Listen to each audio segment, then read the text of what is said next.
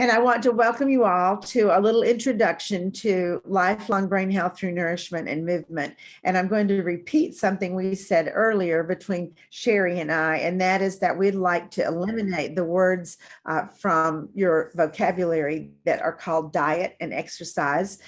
This program is about nourishment and movement because diet and exercise are failure words. Most of us had a bad experience with one or the other or both.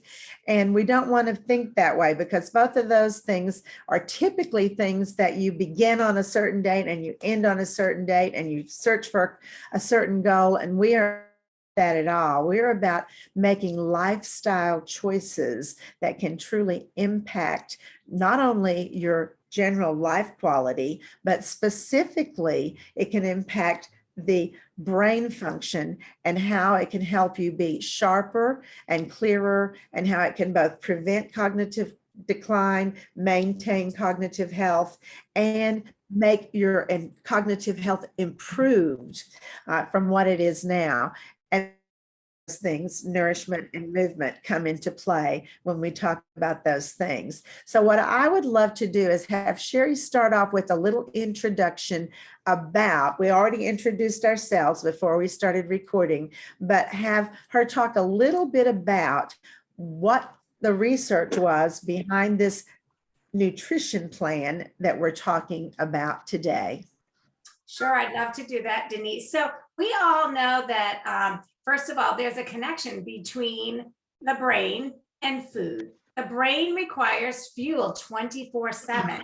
So what we're feeding our brain, right? Every bite counts. What we put in our mouths actually is either going to be healthy for our brain or it's not going to be healthy for our brain, right? So our brain starts to decline. Research shows our brain starts to decline at age 20. And I bet all of us are over the age of 20 on this Zoom call tonight, right? So maybe, maybe not, but our brains are already starting to decline at age 20. So we have choices in our lives.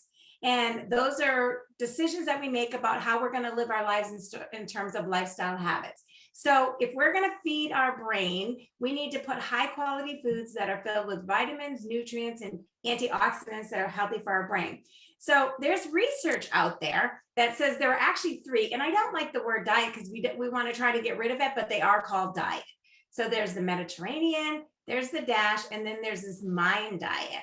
And so we know that those three diets are good for our brain and lower our risk of cognitive decline. But one of those diets, called the MIND diet, is superior amongst all three of them because they are literally 10 brain healthy foods and 5 brain unhealthy foods. And what's interesting is we don't have to eliminate things that we love. You're like, oh no, here we go. We're going to talk about a diet and we got to get rid of this food and get rid of this food. But the thing about the MIND diet is something that we can do and we can still enjoy the things that we need, but we have to be conscious about our serving sizes.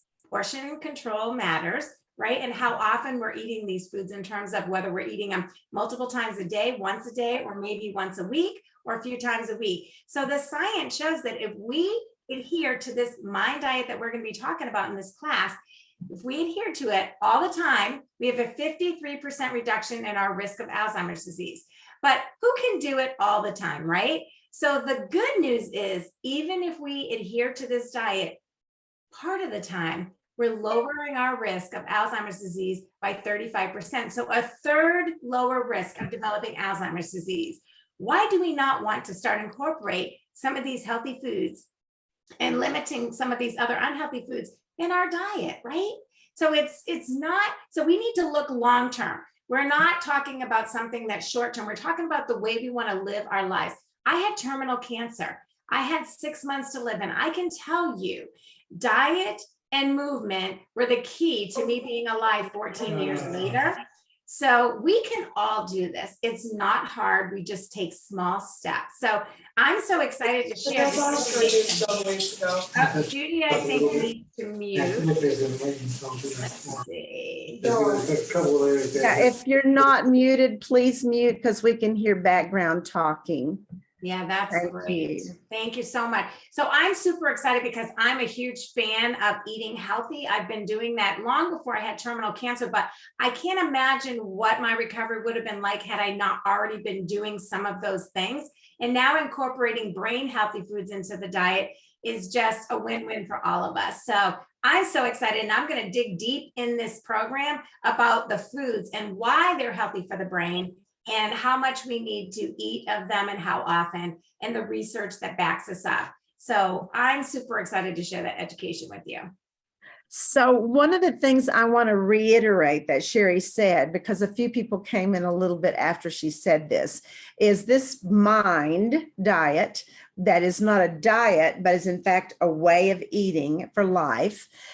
If you adhere to it and really are pretty conscious about doing it in your own life, it can literally lower your chance of getting Alzheimer's, dementia, cognitive decline by 53%. That's remarkable, remarkable, remarkable. Then she said, and if you are not fully adherent, if you're a real human that messes up sometimes or forgets sometimes or goes to a party or has some chocolate cake sometimes, then you will find out that even being moderately adherent to the mind diet can lower your chance of Alzheimer's, dementia, or cognitive decline by 35%. So I just have to tell you that this is remarkable. And this was not a research program that was done on 2 or 3 people or 20 or 30. This was done on thousands of people in Chicago and in New York City to find out how this diet compared to diets that we know are healthy, like the Mediterranean diet, like the DASH diet, which was developed originally for diabetes.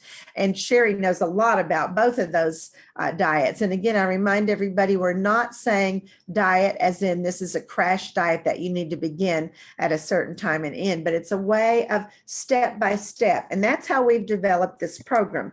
It's going to be on June 21st. And June 21st is when we will be doing it from 6 p.m. Eastern time until 9 p.m. And the last half hour of that is actually question and answers, because we've learned from doing this twice before that people have a lot of questions at the end that apply to them. So we will also be taking your question and answers not only today, but when we do the workshop. The workshop's $149, which is an amazing deal for 3 hours of training. And that includes a 50-page booklet that Sherry and I have put together that gives you all the information you need to know to be able to start to add in these healthy foods she's talking about and delete some of those healthy foods and take it in what I'd like to make a little pun and say in bite-sized pieces so that you can start to make these changes in your life, these choices in your life a little bit at a time. It's not a crash anything. It's a gradual getting to the place of being able to, in fact, live healthy, prevent cognitive decline, and be able to move well at the same time. Now, many of you know that Ageless Grace is a seated movement, and it's something that you can do anywhere, in a hotel room, even in an airplane. You can do it if you have any kind of physical challenge. If you are in a wheelchair, you can do it if you're a triathlete or a cheerleader. Anybody can do Ageless Grace. It's fun, it's playful, it's simple. That's what it was designed to be, a movement form that everyone can do and that it will make a difference. Its primary purpose is to stimulate the 5 primary functions of the brain. And in fact, again, maintain your cognitive function, improve your cognitive function, and prevent any cognitive decline. And it has been tested in a number of places and has been proven to do all of those things. So when we looked at this and said, well, not only do people need to eat healthy and make healthy choices, they also need to move at the same time. We said, what could we do that would be something everybody can do? And it would be simple and that there'd be no excuses. You don't have to say, oh gosh, I couldn't get to the gym last week. Oh my goodness, it costs too much to join the YMCA. You can do this in your living room. It's simple, it's easy, it's playful, it's fun. And the good news is the physical part of this, the movement part of this really only needs to be done a minimum of 10 minutes a day. And that 10 minutes a day makes a huge difference because it's cumulative and it adds up. When you do it once or twice or 3 times a week, that's better than not at all. But when you do a tiny little bit every day, your brain function not only maintains, but starts to improve. So that's really all I'm going to say about the movement, because you will get that in the workshop if you do it on June 21st. And we'll also be giving you a handout and a couple free videos that you can access, and a Facebook page where you can support each other so that you can be able to accomplish this and feel good about the choices you're making, both in the field of nourishment and in the field of movement, which both affect your brain and both affect the quality of your life. Now, I have to say one little thing before I turn it back over to Sherry, and then we will answer questions because she's given you some wonderful statistics and a couple great words and phrases to remember.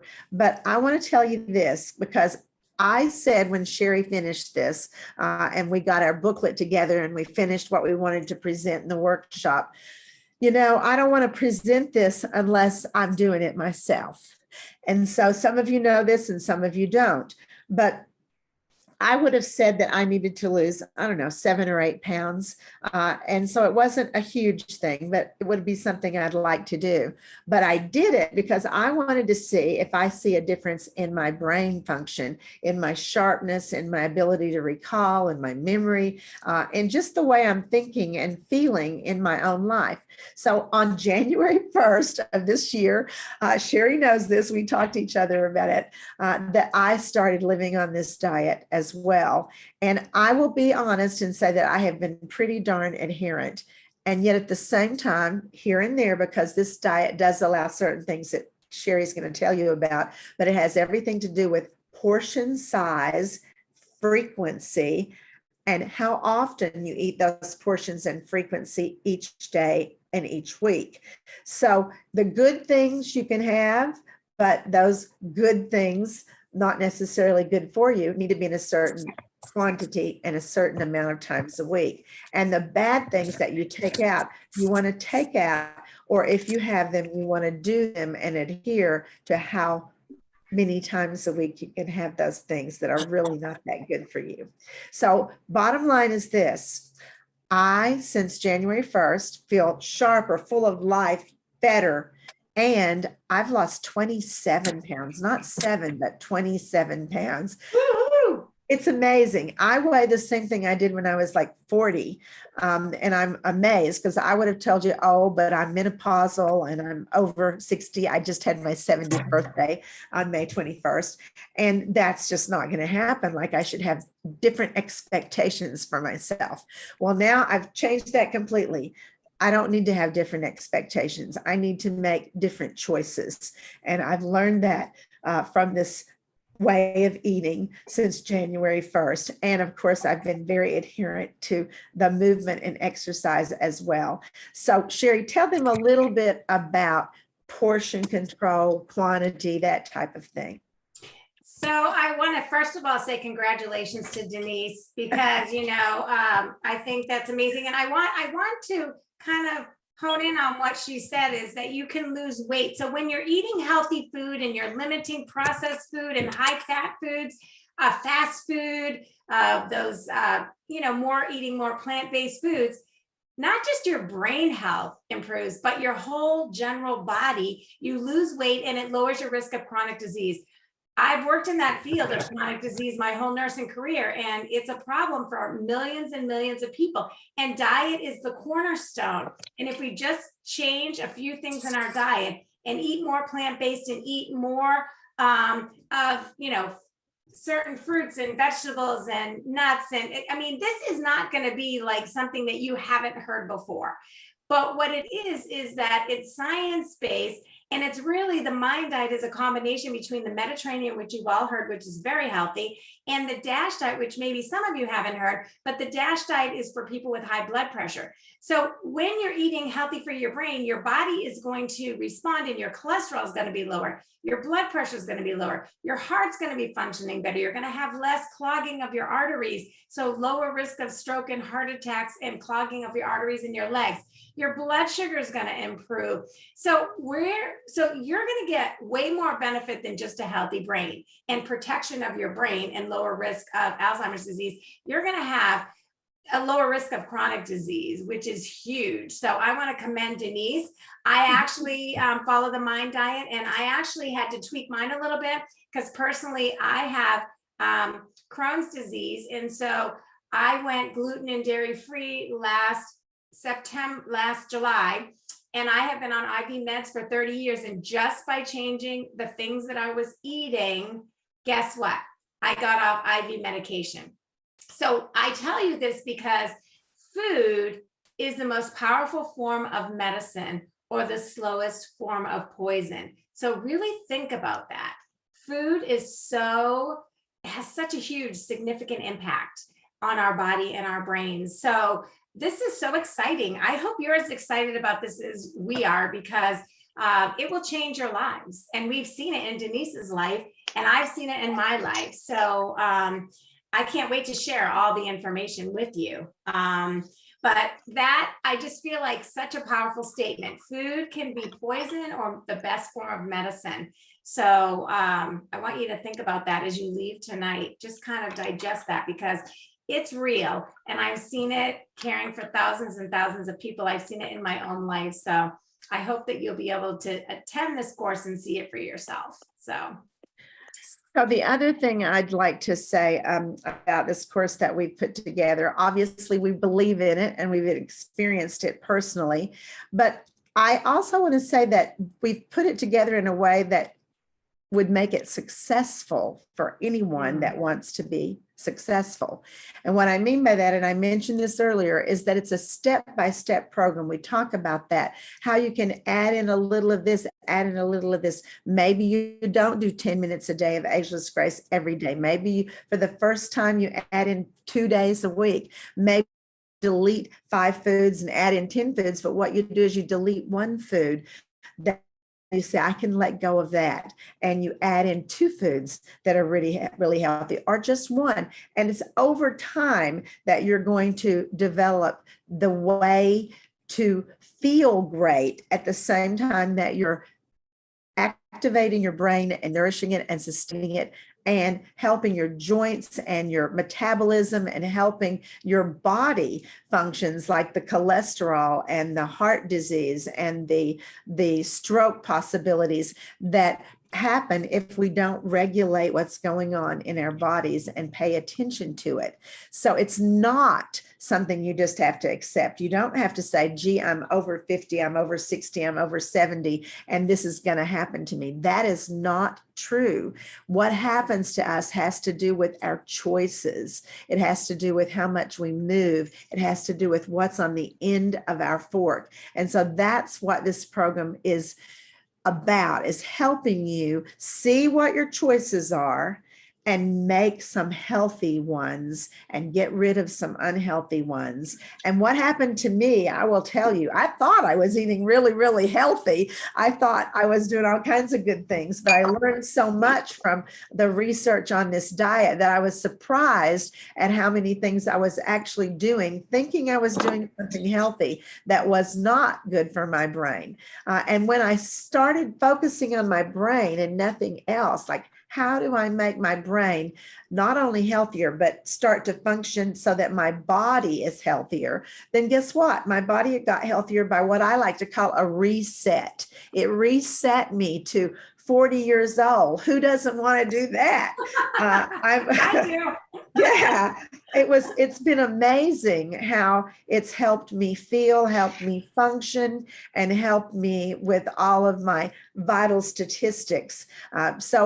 I would love to open this up to questions. So what I'm going to do is I'm going to allow everyone to unmute yourselves.